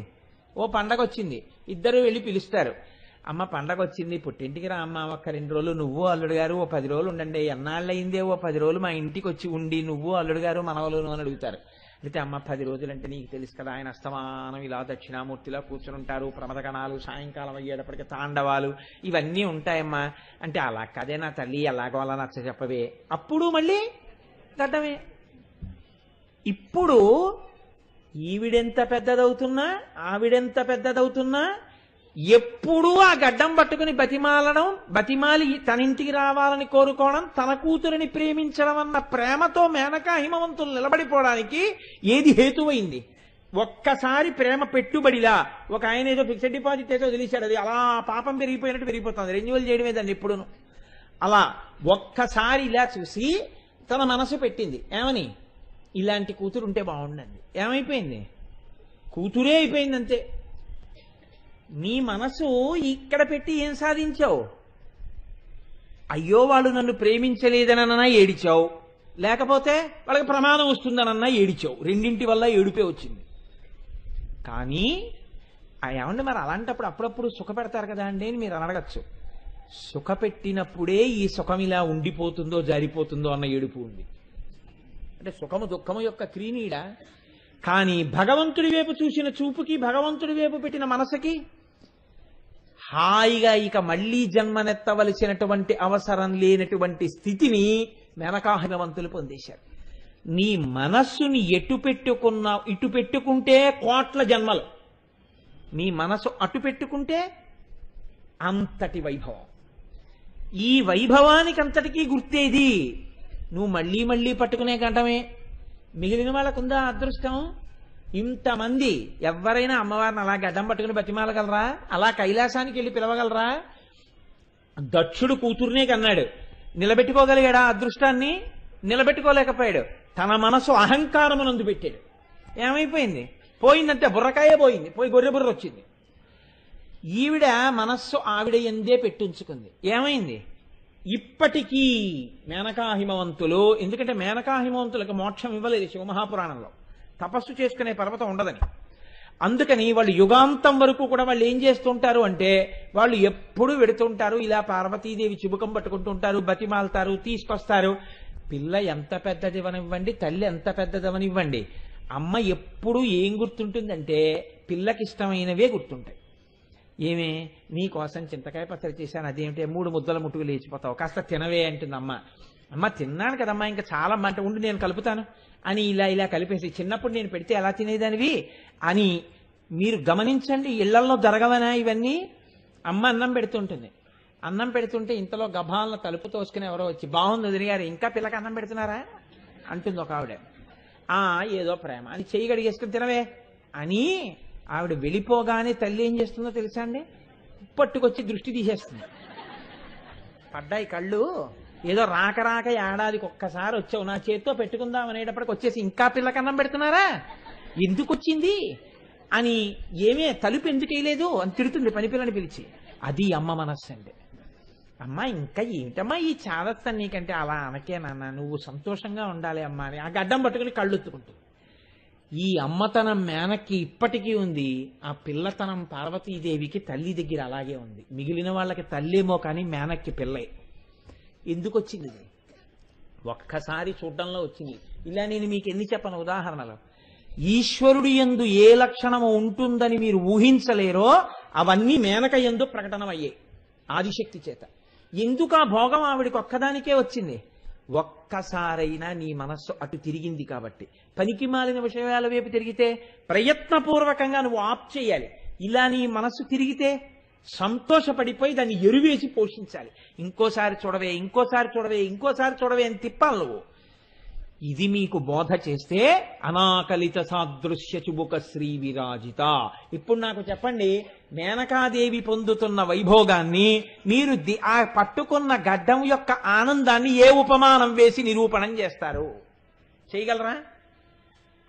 చెయ్యలేరు. అందుకే గడ్డం ఒక్కదానికే ఉపమానం లేదు. మీరు లోకంలో చూడండి, ఒక్కటే అంటారు, ఆయన బుగ్గలు పట్టుకు బతిమాలానండి, ఆయన నుదురు పట్టుకు బతిమాలానండి, ఆయన జుట్టు అట్టుకు బతిమాలానండి అనరు. గడ్డం పట్టుకు బతిమాలాను కదే అంటారు. ఈ బతిమాలనం అనేటటువంటి ప్రక్రియకి ఆలవాలం ఏదంటే గడ్డమే. తప్పు చేస్తే కాళ్ళు అట్టుకున్నానంటారు. అప్పుడు కూడా ఇంకా పట్టుకోవడానికి అభ్యంతరం వస్తే చేతులు అట్టుకుని చేతులు కాళ్ళు అనుకోండి అంటారు. అది వేరే విషయం అనుకోండి, నేను ఇప్పుడు దాని మీద వ్యాఖ్యానం అనవసరం. కానీ బతిమాలనం అన్న దానికి వచ్చేటప్పటికి మాత్రం గడ్డం పట్టుకుని, అయ్యా మీ గడ్డం పట్టుకు బతిమాలుతున్నానండి అంటారు. గడ్డం దేనికి గుర్తు? ఇప్పటికీ మేనకి మాత్రమే దక్కినటువంటి జగన్మాతకు మాత అయినటువంటి దానికి గుర్తు. మనందరికీ బిడ్డలుగానే మనం ఉన్నాం. ఒక్క మేనక మాత్రం జగన్మాతకి మాత అయింది, తల్లి అయింది. ఇలా గడ్డం పట్టుకుని బతిమాలుతూనే ఉంది. ఎక్కడి నుంచి వచ్చింది ఇది? ఒక్కసారి ఆ మనస్సు ఇలాంటి కూతురు ఉంటే బాగుండన్నందుకు. నువ్వు అలా ఎప్పుడైనా అన్నావా భగవంతుడి విషయంలో? ఆ చనువు చూపించావా? అక్కర్లేని వాటికి ఎన్నింటికి పెట్టావో మనసు. ఇవన్నీ బంధనాలయ్యాయి, ఇవన్నీ పతనావస్థకి దారి తీసాయి. ఈశ్వరుడి వైపు ఎక్కడ పెట్టావు అలా మనస్సు? ఎప్పుడైనా ఒక్క కోరిక, ఒక చిన్న కోరిక, ఏడాదికి ఒక్కసారి నీ దర్శనం మాత్రం నా శరీరం పడిపోయే వరకు ఆపవద్దని కోరుకున్న కోరిక ఉందా నీ జీవితంలో? ఆబ్సెంట్ లేదు. ఇలాగా నేను ఆ సంకల్పం చేసిన దగ్గర నుంచి ఇవాల్టి వరకు నేను వెళ్ళొస్తూనే ఉన్నాను అని అనగలిగిన సత్తా నీకుందా? ఎందుకు లేకుండా అయిపోతుంది అంటే నీకు అసలు ఆ కోరికే లేదు, అటువంటి తీవ్రతతో కూడిన కోరిక లేదు. నువ్వు అలా అంత తీవ్రతతో అమ్మవారిని కోరగలిగితే నిన్ను అనుగ్రహించడానికి ఆవిడ ఇప్పుడే ఉంది, ఇక్కడే ఉంది, ఈ క్షణంలోనే అనుగ్రహిస్తుంది. ఇది మీకు చెప్పడం అనాకలిత సాదృశ్య చుబుక శ్రీ విరాజిత. దీన్నే శంకర భగవత్పాదులు అయ్యో పిల్లలకి అందదేమో, దీన్ని నేను మరి కొంచెం స్పష్టంగా వీళ్ళకి చెప్తాను అన్నారు ఆయన. అందుకే మహానుభావుడు అంటారు, కరాగ్రేణ స్పృష్టం తుహినగిరినా వత్సలతయా గిరీశేనోదస్తం ముహురధర పానాకులతయా కరగ్రాహ్యం శంభో ముఖముకుర వృంతం గిరిసుతే కథంకారం బ్రూమస్తవ చుబుకమౌపమ్యరహితం అన్నారు. ఏమి ప్రౌఢిమతో కూడినటువంటి భాషో, ఏమి భావజాలమో మహానుభావుడిది. నిజంగా శంకరుడు కాలడి శంకరుడు, కైలాస శంకరుడు కనుక పడ్డాయి ఆయనకు ఆ మాటలు. కరాగ్రేణ స్పృష్టం తుహినగిరిణ వత్సలతయ. వాత్సల్యం అన్న మాట ముగ్గురికే వేస్తారు. ఒకటి గురువుకి శిష్యుడి పట్ల వాత్సల్యం, తండ్రికి బిడ్డల పట్ల వాత్సల్యం, గోవుకి తన దూడ పట్ల వాత్సల్యం. అందుకే గోవత్సము అంటారు. హిమవంతుడు పుట్టినది కూతురు కాదు, ఆదిశక్తి కూతురుగా ఉందని తెలుసు. అయినా చిన్నతనంలో ఎన్నో మార్లు ఆ గడ్డం పట్టుకుని ఇలా గడ్డం పట్టుకుని అమ్మవారిని ఎన్ని మాటలు బతిమాలాడో. అమ్మా నా తల్లి కదూ ఇంకా ఆటలొద్దమ్మా, ఇంట్లోకి వచ్చేయమ్మా అన్నాడు. నా తల్లి కదూ ఇంకా ఆ తపస్సు వద్దమ్మా, చిక్కిపోతున్నావమ్మా అని బతిమాలాడు. నా తల్లి కదూ అన్నం తినమ్మా అని బతిమాలాడు. నా తల్లి కదూ ఈ పట్టుబట్ట కట్టుకోమ్మా, పండగ కదమ్మా, ఇది కట్టుకుంటే నీకు బాగుంటుందమ్మా అని బతిమాలాడు. ఇన్ని మాటలు అందరూ ఆవిడ పాదాల మీద పువ్వులేస్తే ఇన్ని మాటలు ఆయన గడ్డం పట్టుకు బతిమాలాడు. ఈ శోభ హిమవంతుడికి ఎక్కడి నుంచి వచ్చింది? మేనక చూసిన చూపులోంచి హిమవంతుడు ఉద్ధరింపబడ్డాడు. మేనక కోరుకుంటే హిమవంతుడి వల్ల అటువంటి సంతానం కలిగింది. కాబట్టి ఇప్పుడు కరాగ్రేణ స్పృష్టం తుహినగిరిణ వత్సలతయ. హిమవంతుడు పట్టుకుంటున్నాడు అంటే మేనక కూడా పట్టుకుంటోంది, ఇద్దరికీ ఆ వైభవం కలిగింది. దాంతో సరిపోయిందా? గిరీశేనోదస్తం ముహురధర పానాకులతయ. గిరీష గిరీష అని రెండు శబ్దాలు పరమశివుడికి. గిరీష అంటే పర్వత గుహయందు శయనించువాడు అని, గిరీష అంటే కైలాస పర్వతమునకు అధిపతి అని. కైలాస పర్వతమునకు అధిపతి అన్నమాట శంకరాచార్యులు వారు ఎందుకు వేస్తున్నారో తెలుసా అండి? కైలాసము అంటే కేళి జరుగునది, కేళి అంటే సృష్టి స్థితి లయములు, అంటే పరబ్రహ్మంగా చెప్తున్నారు పరమశివుణ్ణి. సృష్టి స్థితి లయములు చేసేటటువంటి పరబ్రహ్మస్వరూపుడైనటువంటి పరమేశ్వరుడికి స్త్రీకామము లేదు, మన్మధుణ్ణి కాల్చేశాడు. ఇటువంటి పరమశివుడు ఈవిడ దగ్గరికి వచ్చేటప్పటికి మాత్రం ఈవిడ ప్రేమకి వశుడైపోయాడు. వశుడైపోయి కరగ్రాహ్యం శంభో ఆ చేత్తో పట్టుకుని గిరీశేనోదస్తం ముహురధర పానాకులతయ. ఒక్కసారి కాదుట, నోదస్తం ఎన్ని మార్లో ఆ గడ్డం పట్టుకుని ఇలా పైకెత్తాట శంకరుడు. ఎందుకు పైకెత్తాడు? మన్మధుణ్ణి కాల్చిన పరమేశ్వరుడు ఇంత ప్రేమ కలిగిన భార్య అని తన మనసు ఆవిడ గెలుచుకున్న కారణం చేత ఇంత జ్ఞాని కూడా ఆవిడ గడ్డం పట్టుకుని పైకెత్తి ఆవిడ అధరము వంక చూసి ఆవిడ అధరపానం చెయ్యాలని కోరుకున్నట్ట. శంకరుణ్ణి ఈ స్థితికి తెచ్చిందనడానికి గుర్తు ఆ పట్టుకుని పైకెత్తిన గడ్డమేనమ్మా. మన్మధుణ్ణి కాల్చినటువంటి చూపు కలిగిన వాడు ఆ చేత్తో గడ్డం పైకెత్తాడంటే అమ్మాది నీ పాతివ్రత్య శోభని తెలియచేస్తోంది ఆ గడ్డం. కాబట్టి కరగ్రాహ్యం శంభో ముఖముకుర వృంతం గిరిసుతే. ఎంత చిత్రమైన మాటలు వేస్తారో చూడండి శంకరాచార్యులు వారు. అక్కడ శివ అన్న శబ్దమో శంకర అన్న శబ్దమో వేయలేదు, శంభో అన్నారు. శంభో అంటే నీకు సుఖమిచ్చేవాడు శంభువే, ఈ సుఖములు సుఖములా అన్న వైరాగ్యం ఇచ్చి మోక్షం ఇచ్చేవాడు శంభువే. అంత వైరాగ్యం ఉన్న శంభువు ఈవిడ దగ్గరికి వచ్చేటప్పటికి గడ్డం పట్టుకుని పైకెత్తి అధరపానం చెయ్యాలనుకున్నాడు. అంటే అంతటి మహాజ్ఞానిని తన పాతివ్రత్యం చేత కట్టిపడేసిన తల్లి అని చెప్పడానికి గుర్తు ఆ గడ్డమే. కాబట్టి గిరీశేనోదస్తం ముహురధర పానాకులతయ కరగ్రాహ్యం శంభో ముఖముకుర వృంతం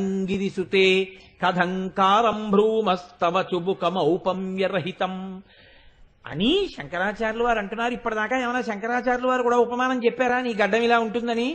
ఏం చెప్పలేదు. ఇప్పుడు చెప్తున్నారు మూడో పాదంలో. కరగ్రాహ్యం శంభో ముఖ ముకుర వృంతం గిరిసుతే గిరిసుతే అని పిలిచారు. ఓ పర్వతపుత్రి, పరమశివుడికి కూడా ఓ కోరిక ఉంది. ఏమిటా కోరిక? అద్దం చూసుకోవాలని. అద్దం చూసుకోవడం అన్న మాట ఎప్పుడు వస్తుందండి? బ్రహ్మచారి అయితే రాదు. ఎందుకంటే స్నాతకం చేసేంత వరకు అద్దం చూసుకోడు బ్రహ్మచారి. ఇంకా ఇక్కడి నుంచి నేను అద్దం చూసుకుంటాను, నేను తలకాయ దూకుంటాను అంటాడు. స్నాతకం వరకు వాడు ఎప్పుడూ అద్దం చూసుకుని ఉంటాడు బ్రహ్మచారి అంటే. ఇప్పుడు ఆయన అద్దంలో చూసుకుందామన్న కోరిక పుట్టింది అంటే పరమశివుడు ఏ ఆశ్రమంలో ఉన్నాడు? గృహస్థాశ్రమంలో ఉన్నాడు. ఆయనకి గృహస్థాశ్రమం ఏమిటి అసలు? పెళ్లి గృహస్థాశ్రమం ఎప్పుడు వస్తుంది? పెళ్లి చేసుకుంటే. ఆయన పెళ్లిందుకు చేసుకుంటాడు అసలు? మన్మధుడిని కాల్ చేసినవాడు. చేసుకునేటట్టు తన పాతివ్రత్యంతో తన తపస్సుతో చేసి మెప్పించిన తల్లి ఆ తల్లి. ఎంత గొప్ప తల్లివి కాబట్టి నిన్ను పెళ్లి చేసుకున్నాడు. పెళ్లి చేసుకున్నాడు కాబట్టి అద్దం చూసుకోవాలనుకుంటున్నాడు. ఇప్పుడు తన ధర్మం పాటించాలనుకుంటున్నాడు. ఇప్పుడు ఆయన చూసుకునే అద్దం లోకంలో ఎక్కడుంది? కాబట్టి ఆయన ఒక అద్దంలో చూసుకుంటాడు తన ప్రతిబింబాన్ని. ఎందులో చూసుకుంటాడు? నీ ముఖమన్న అద్దంలో చూసుకుంటాడు. ఇప్పుడు అద్దం చూసుకునేవాడికి అద్దానికి ఒక పిడి ఉండాలి. ఆ పిడితో ఇలా అద్దం ఎత్తుతాడు. ఆయన చూసుకునే అద్దం నీ ముఖమైతే ఆ అద్దానికి ఉన్న పిడే నీ గడ్డం అన్నారు శంకరాచార్యులు వారు. అందుకని శంకరుడు ఆ గడ్డంతో ఇలా ఎత్తి తనని చూసుకుంటాడు. ఇప్పుడు మీరు చాలా జాగ్రత్తగా గమనించండి. పరమశివుడికి పార్వతీదేవి ముఖము అద్దమైతే శంకరుడు వచ్చి ఎదురుగుండా నిలబడి గడ్డం ఎత్తి ఇలా చూస్తే అమ్మవారి ముఖంలో ఎవరు కనపడతారు? పరమశివుడు కనపడతాడు కదండి. అమ్మవారి ముఖంలో పరమశివుడు కనపడితే అలా కనపడ్డం పరమశివుడికి సంతోషమా, పార్వతీదేవికి సంతోషమా? పార్వతీదేవి ముఖంలో పరమశివుడు కనపడేటటువంటి స్థితిని చూసిన ఇంకొకడికి సంతోషమా? మీరు కొంచెం జాగ్రత్తగా గమనించండి. ఇప్పుడు పార్వతీదేవి యొక్క ముఖం దగ్గరికి వెళ్లి గడ్డం ఇలా పైకెత్తి ఇలా శంకరుడు చూసుకుంటుంటే అమ్మవారి ముఖంలో శంకరుడు కనపడుతున్నాడన్న విషయాన్ని ఎవరు చూశారు? ఎవరు చూశారండి? శంకరాచార్యులు వారు చూశారు. లేకపోతే మీకు ఎలా చెప్పారు ఈ మాట? శంకరాచార్యులు వారే కదండి అద్దమమ్మ అని చెప్తున్నారు. కాబట్టి ఇప్పుడు శంకరాచార్యులు వారు అమ్మవారి ముఖం పరమశివుడికి అద్దమైందని చూశారు. అందుకనమ్మా గిరీశేనోదస్తం ముఖముకుర వృంతం గిరిసుతే. మన్మధుడే గుర్తొస్తున్నాడేమిటో ఎక్కువ. కాబట్టి ఇప్పుడు ఆ అద్దం పిడికిని పట్టుకుని ఇలా పైకెత్తితే ఆవిడ ముఖమన్న అద్దంలో శంకరుడు కనపడుతున్నాడన్న విషయాన్ని చూసి మీకు చెప్తున్నది ఎవరు? శంకరాచార్యులు వారు చూశారు. అలా చూశారు కాబట్టి ఆయన మహాజ్ఞాని అయ్యారు కదండి. ఇది మీరు పట్టుకోవాలి ఆ శ్లోకంలో అర్థం. అంటే అమ్మవారి ముఖంలోకి శివుడు ఇలా చూస్తే అమ్మవారి ముఖంలో శివుడు కనపడింది శంకరాచార్యుల వారికి. అమ్మవారంటే ప్రకృతి. ప్రకృతి ప్రకృతిగా పురుషుడు పురుషుడుగా కనపడినంత కాలం నీకు జ్ఞానం కలగలేదు. ప్రకృతిలో పురుషుడు ఎప్పుడు కనపడతాడో అప్పుడు నీకు జ్ఞానం కలిగిందని గుర్తు. ప్రకృతి అంటే పార్వతీదేవి ముఖం. ఇది చెట్టు, ఇది పుట్ట, అది చంద్రుడు, ఇది సూర్యుడు, అది గోడ, వాడు దొంగ, ఇది దొంగ, ఇలా అన్నంతసేపు అది ప్రకృతి. భగవంతుడెవరో ఒకడున్నాడు, వాడు ఇవన్నీ సృష్టించాడు. ఇవి అంటున్నంతసేపు ప్రకృతి వేరు, పురుషుడు వేరు. కానీ హరిమయము విశ్వమంతయు, హరి విశ్వమయుండు. హరిమయము కాని వస్తువు పరమాణువు లేదు. వంశపావన వింటే అని శుకుడు పరీక్షిత్తుతో అంటే నమ్మాడు అనుకోండి. పరీక్షిత్తు ఇప్పుడు చూశాడు అనుకోండి, దొంగ కాడు, దొంగ రూపంలో ఉన్న ఈశ్వరుడే. నమ చోరాయ చ శస్యాయ చ భేన్యాయ చ శకత్యాయ చ ప్రవాహ్యాయ చ వృక్షాయ చ హరిత్యాయ చ లోప్యాయ చ ప్రవాహ్యాయ చ విద్యుత్యాయ చ అన్నాడు అనుకోండి. నీరు నువ్వే, ప్రవాహం నువ్వే, మెరుపు నువ్వే, విద్యుత్ నువ్వే, చీకటి నువ్వే, వెలుతురు నువ్వే, సూర్యుడు నువ్వే, చంద్రుడు నువ్వే, కాంతి నువ్వే, చెట్టు నువ్వే, ఆకు నువ్వే, హరితము నువ్వే, ఆకుపచ్చతనం నువ్వే, ఎండిపోయింది నువ్వే, దొంగ నువ్వే, నురుగు నువ్వే, అన్ని నువ్వే అన్నాడు అనుకోండి. ఇవన్నీ లేవా? ఉన్నాయి. కానీ ఇవన్నీ ఏవి? ఈశ్వరుడు. ఇప్పుడు ప్రకృతి ఎందు ఎవరు కనబడుతున్నారు? పురుషుడు కనబడుతున్నాడు.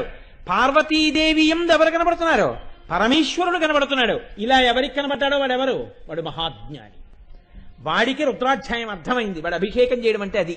సంతతధార శివలింగం మీద పడుతూ రుద్రాధ్యాయం చదవడం అంటే మనస్సు ఎప్పుడు దేన్ని చూస్తున్నా దాని యందు పరమేశ్వరుణ్ణి చూడ్డాం. ఆ చూసే స్థాయికి నువ్వు ఎదిగిపోతే అప్పుడు అసలు ఇన్ని లేవు, ఒక్కటైపోయి ఉండిపోతుంది. ఈ స్థితికి ఎదిగిపోతే వాడు మహాజ్ఞాని అయిపోయాడు. అంటే వాడు మోక్షమును పొందాడు. వాడు ఆ జ్ఞాని లోకమునకు బోధించడానికి మాత్రమే ఇంకా ప్రారంధం పూర్తి చేసుకోవడానికి శరీరంలో ఉన్నాడు తప్ప ఇప్పుడు ఆయన సుఖ దుఃఖములకు సాక్షి.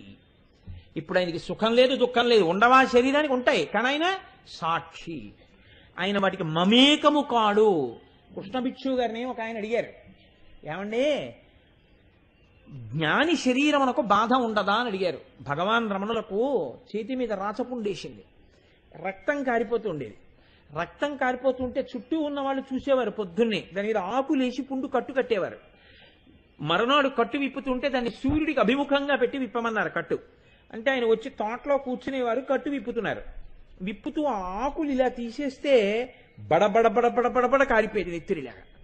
కారిపోతే చుట్టూ ఉన్న వాళ్ళు చూసి అయ్యయ్యో ఎలా నెత్తురు కారిపోతోందో, ఎంత లోతు గొయ్యి పడిపోతోందో, బాధ పెట్టట్లేదా అనేవారు.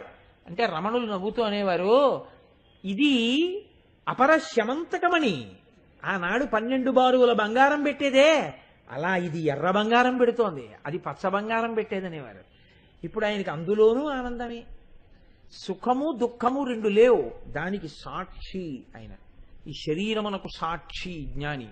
శరీరము తాను కాదు, ఈ శరీరము యొక్క బాధకు సాక్షి, శరీరము యొక్క సుఖమునకు సాక్షి. రమణుల్ని ఎవరో అడిగారు, మీరు నిద్రపోతారా అని అడిగారు. ఎందుకు పోదు, ఇది నిద్రపోతుంది అన్నాడు ఆయన. ఎంత తేడా చూడండి, ఇది నిద్రపోతుంది అన్నారు.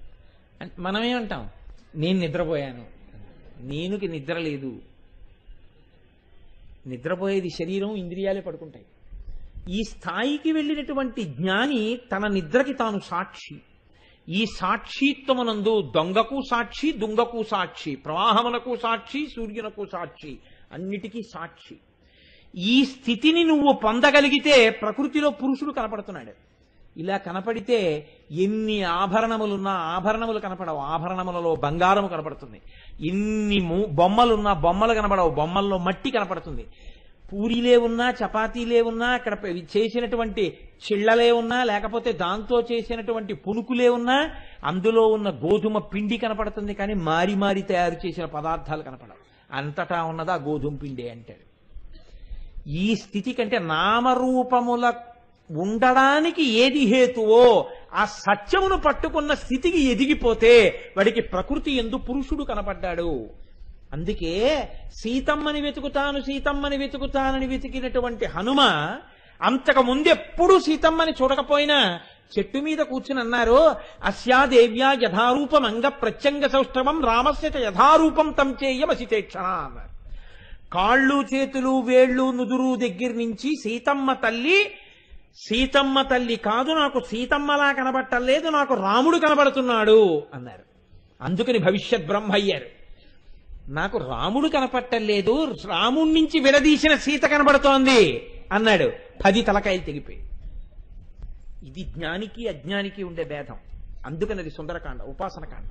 అది సిద్ధి సర్గ. సీతమ్మ తల్లి దర్శనం అంటే సిద్ధి సర్గ అనడానికి కారణం అది. కాబట్టి ఇప్పుడు ప్రకృతి యందు పురుషుణ్ణి ఎవరు చూశాడో వాడు జ్ఞాని. ఇలాంటి దర్శనం చేసి మీకు చెప్తున్నది ఎవరు? శంకరాచార్యులు వారు. తన మీద పెట్టుకున్నారా? పెట్టుకుంటే ఆత్మస్థుతి, పెట్టుకోలేదు. ఇప్పుడు ఈ స్థితిని నువ్వు పొందాలంటే ఈ ప్రకృతి అంతా నీకు అర్థమే. ఇందులో నీకు శివుడు కనపడాలి, పురుషుడు కనపడాలి. అలా నువ్వు చూడ్డం రావాలి. అలా చూడ్డం రావాలంటే పట్టుకోవడం రావాలి. ఆ పట్టుకోవడానికి ప్రయత్నించేదే భక్తితో కూడిన కర్మాచరణము. తప్ప ఏదో అన్నాను కానీ అమ్మా అది మాత్రం ఎలా సరిపోతుంది అన్నారు. ఎందుకని? కథంకారం భ్రూమస్తవ చుబుకం ఔపమ్యరహితం. అలా భక్తితో కూడిన కర్మాచరణం చేద్దామంటే మాత్రం వస్తుందా? ముహూర్తం పెట్టుకుని ఏకాదశి నుంచి భక్తిగా ఉంటానంటే భక్తి వస్తుంది ఏమిటి? అదే పూరియా శంకుస్థాపన ముహూర్తం పెట్టడానికి? ఈశ్వరానుగ్రహంగా రావాలి భక్తితో కూడిన కర్మాచరణం. కాబట్టి అమ్మ ఉపమానం నేను దానికి మాత్రం ఏం వేయగలను? ఇప్పుడు చెప్పండి, అమ్మవారి యొక్క గడ్డం ఒక్కదానికి ఉపమానం ఎందుకు వేయలేదో మీరు పట్టుకోగలిగారా? అది ఏ స్థాయి నుంచి ఏ స్థాయి వరకు వెళ్ళిపోతుందో చూడండి. ఆ నామం అనాకలిత సాదృశ్య చుబుక శ్రీ విరాజిత. అమ్మా నీ గడ్డానికి ఉపమానం వేయడం కుదరదమ్మా. ఎందుకని అంటే ఒక్కసారి నీ వంక చూసి భక్తితో నిలబడినా మేనకాదేవిలా పొందుతాడు. నీ యందు పరమేశ్వరుణ్ణి చూడ్డం వచ్చినా ధన్యత పొందుతాడు. అలా చూడ్డం చేత కావట్లేదు నాకు ఆ అదృష్టాన్ని ఇయ్యని భక్తితో పట్టుకున్నా ఆ అదృష్టాన్ని పొందుతాడు. అసలు ఆ భక్తితో ఉందామన్న భావన కలగడానికి, భగవంతుడు ఒకడు ఉన్నాడని తెలుసుకోవడానికి వెళ్ళి కూర్చుని వినేటటువంటి రోజు ఒకటి వస్తే కదా, నమ్మితే కదా ఆ రోజు వచ్చేది. భక్తితో కూడిన కర్మాచరణం ఆ రోజు ఇప్పుడు వస్తుంది. ఆ రోజు మనకు వచ్చుంటే ఇన్ని జన్మలు ఎందుకు వచ్చుండేవి? అంటే ఆవిడ అనుగ్రహం ఏనాడు కలుగుతుందో ఆనాడే నువ్వు ఇది వింటావు. ఆవిడ అనుగ్రహం లేని నాడు ఈ ఒక్క నామం విందామన్నా వినలేడు. ఈ అమ్మవారి అనుగ్రహం ఎవడికి ఉందో వాడు ఎక్కడున్నా ఈ నామం వింటాడు. ఇది ఆ నామానికి ఉన్న గొప్పతనం. ఇది విన్నాడో వాడికి భగవంతుని యొక్క అనుగ్రహం ఉన్నది. కాబట్టి దీనికి ఎలా పోలికి చెప్తారు? చెప్పడం కుదరదు. దాని వాక్కులతో చెప్పడం కుదరదు. ఇది ఈశ్వరానుగ్రహమునకు నిర్ణయము. కాబట్టి ఇవాళ ఈ సభలో ఇంతమంది ఉండి విన్నారు. కాబట్టి ఏమిట దానికి సూచన? వారు ఈశ్వరానుగ్రహమును పొందుతున్నారని గుర్తు. ఈశ్వరుడి చేత వాళ్ళు తీసుకోబడ్డారు. నిలబడడం మీ వంతు. జారిపోతానంటే అదొద్దు అనుకుంటే ఇంకా ఎక్కాలి కదండి. కాబట్టి అనాకలిత సాదృశ్య చుబుక శ్రీ విరాజిత. కాబట్టి నేను ఇవాళ శుక్రవారం మాఘమాసం మొట్టమొదటి రోజు అసుర సంధ్య వేళ కామేశబద్ధ మాంగల్య సూత్ర శోభిత కంధరా ఆ నామం వైపుకి వెళ్ళాలి అని అనుకున్నాను. అందుకని ఈ నామాన్ని ఇక్కడతో పూర్తి చేస్తున్నాను. అలాగని నేను అదేం మింగేసినట్టు కాదు. నేను పరమ విరోధిని అటువంటి ప్రసంగాలకి. లెక్కలు పెట్టుకుని నీ నామాలు పూర్తి చేయాలని చెప్పడం, ఇవాళ ఇంత ఇంత ఏదో సిలబస్ కవర్ చేయాలని ఉపన్యాసాలు చెప్పడం నా జన్మాంతరంలో లేదు. పరవశించడం కోసం చెప్పుకోవడం అంతే, దాని కొరకే. కాబట్టి ఇప్పుడు ఈ నామంలో వశిన్యాది దేవతలు అంటారు కామేశ